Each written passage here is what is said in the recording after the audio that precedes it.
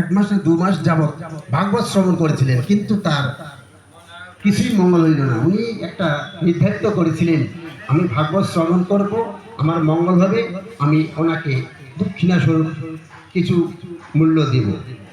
কিন্তু দেখা গেল 2 মাস যাবৎ সে ভাগবত শ্রবণ করলেন, কিন্তু কিছুই মঙ্গল হইলেন না। তখন তিনি চিন্তা করছেন যে এখন পরীক্ষিত মহারাজ নাকি ভাগবত শ্রবণ করে 1 সপ্তাহ ভাগবত শ্রবণ করে তার মঙ্গল হয়েছিল, আমার কেন হইল না? তখন পণ্ডিতকে বলছিলেন যে পণ্ডিত মশাই দেখুন, আপনি 2 মাস যাবৎ আমাকে যে ভাগবত শ্রবণ করিয়েছিলেন, তোমার এই যে একটা মূল্য আছে, সেই মূল্য কিন্তু আমি দেব না। তিনি চিন্তায় খুব ব্যস্ত যে আমি এত শ্রবণ করাইলাম, তেনার মঙ্গল হইল না, আমারও পারিশ্রমিকটা নষ্ট হয়ে গেল। এই চিন্তায় তিনি চিন্তিত হয়ে বাড়িতে চলে গেলেন। তো বাড়িতেও কথাবার্তা ঠিক বলছেন না। এমন সময় ওনার কন্যা বলছেন যে বাবা কি হইল? তিনি আর কথা বলছেন না। বলে কি হইলো, বলো বলো, আমাকে বলো। তিনি তখন বলছেন যে মা আমি কি বলবো, যে রাজামশাইকে আমি ভাগবত শ্রবণ করেছিলাম এতদিন যাবৎ, কিন্তু ওনার কোনো মঙ্গল হইল না। তো ওনার কন্যা বললেন যে দেখুন, এত সাধারণ কথা, ঠিক আছে আমি রাজসভায় গিয়ে আমি উপযুক্ত জবাব দেব। এই কথা বলে তিনি বাবাকে সান্ত্বনা দিলেন। বলছেন ঠিক আছে, আগামীকাল আমাকে নিয়ে যাবে, আমি সেখানে আমি উচিত জবাব দেব। তারপরে পণ্ডিত মশাই কন্যাকে নিয়ে সেই রাজসভায় চলে গেলেন।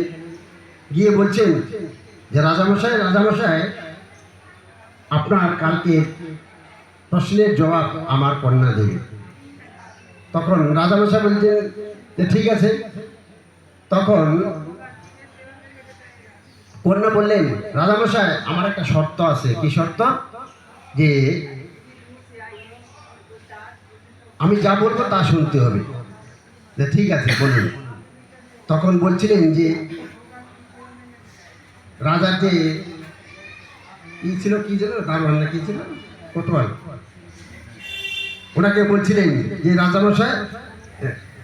রাজামশাইকে আগে দুহাত ওই খুঁটির মধ্যে বাঁধুন। তখন রাজামশাই তো আগেই তো বন্দী হয়ে গেছিলেন, তো কিছু বলা যাবে না, যা বলবে তাই শুনতে হবে। তখন ওনাকে বাঁধলেন। তারপরে বলছে আমাকে বাঁধুন। তারপর ওই কন্যাকে বাঁধলেন, দুজনেকেই বাঁধলেন। এখন এই মুহূর্তে এখন রাজা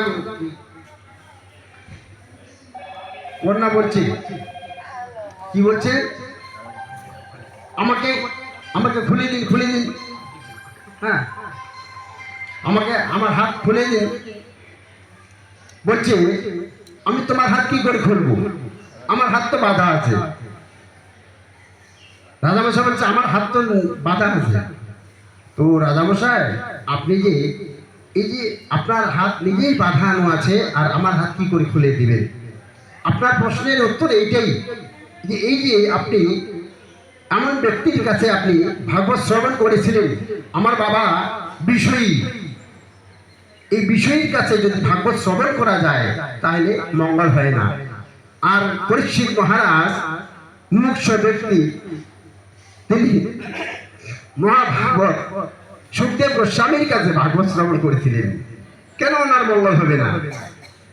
কাজে ওনার মঙ্গল হয়েছে, কিন্তু আপনার মঙ্গল হবে না। ওই জন্য আমরা যাত্রার কাছে ভাগবত শ্রবণ করলে আমাদের কোনোই মঙ্গল হবে না। এই বলে আমি আমার বক্তব্য শেষ করছি।